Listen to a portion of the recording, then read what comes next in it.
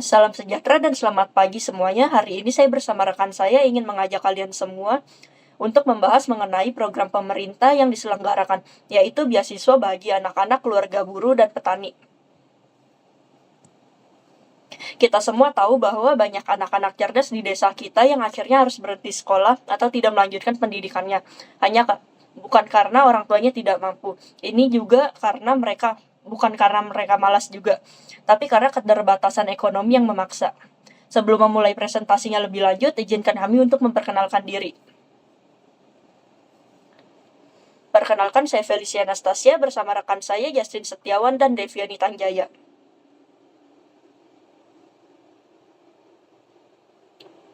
Keluarga buruh tani umumnya adalah kelompok masyarakat yang bekerja di sektor pertanian tanpa memiliki lahan sendiri, sehingga penghasilan mereka cenderung tidak tetap dan berada di bawah rata-rata pendapatan minimum daerah.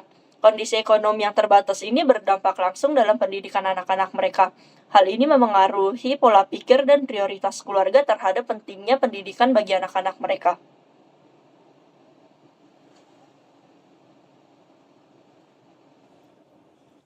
Nah, kita sekarang masuk ke alasan kenapa kita milih topik ini, karena kami ingin memberitahu kepada seluruh masyarakat bahwa beasiswa yang dibuat ini tuh sangat penting untuk membantu mahasiswa dari keluarga yang kurang mampu, khususnya buruh dan petani, agar dapat mengakses pendidikan tinggi tanpa memikirkan biaya, dan program ini merupakan bentuk investasi yang meringankan beban keluarga dan sekaligus juga berkontribusi pada pengembangan sumber daya manusia yang dapat membawa kemajuan bagi masyarakat. Nah, sekarang kita masuk ke paparan masalahnya. Nah, paparan masalahnya ini ada 3. Yang pertama itu keterbatasan ekonomi. Ya, seperti kita ketahui, buruh tani ini kalau misalnya untuk mendapatkan gajinya itu tidak sesuai. Seperti contohnya, kalau misalnya hari Senin dia mendapatkan 50.000, hari Selasa dia mendapatkan 20.000. Nah, itu dalam arti dalam pegajiannya itu tidak sesuai dengan hasil yang dikerjakannya gitu. Terus yang kedua itu adanya prioritas keluarga. Nah, seperti yang kita ketahui dari keterbatasan ekonomi itu, nah jadi mereka lebih fokus ke hal-hal yang lebih penting seperti contohnya beli uangnya untuk makan, untuk listrik dan untuk yang lainnya. Nah, yang terakhir ini adanya keterbatasan informasi. Nah, seperti yang kita ketahui, buruh dan tani ini kan di sawah ya, jadi kalau misalnya untuk mendapatkan akses informasi tentang beasiswa itu sangat sulit dari kerabatnya sama tetangga-tetangga lainnya gitu.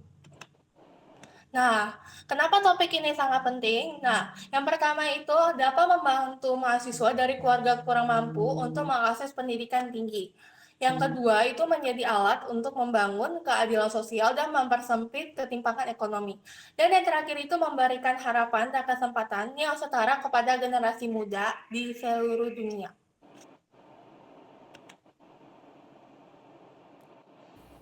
Tujuan lobi dan negosiasi. Kami ingin melobi dan bernegosiasi dengan Kementerian Pendidikan Tinggi untuk 1. Memastikan tersedianya kebijakan khusus beasiswa bagi mahasiswa dari keluarga buruh dan petani. 2. Menyediakan anggaran tetap agar program berjalan berkelanjutan dan merata. 3. Menyesuaikan sistem seleksi agar adil dan mempertimbangkan latar belakang sosial sampai ekonomi mahasiswa. Next.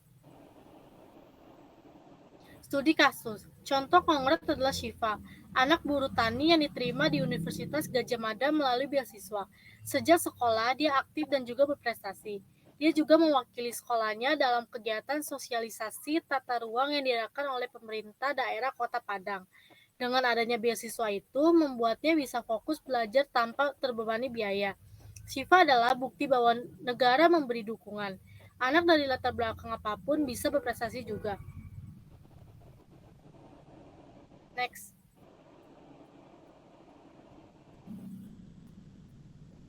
Kesimpulan dari kelompok kami, akses pendidikan harus menjadi hak semua warga, bukan hanya yang mampu secara finansial.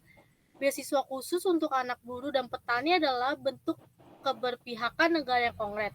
Kami mengajak Kementerian Pendidikan Tinggi untuk segera mengalokasikan kebijakan dan anggaran untuk mewujudkan program ini. Mari bersama-sama membuka jalan pendidikan yang lebih adil dan merata. Next. Sekian dari presentasi kelompok kami. Terima kasih.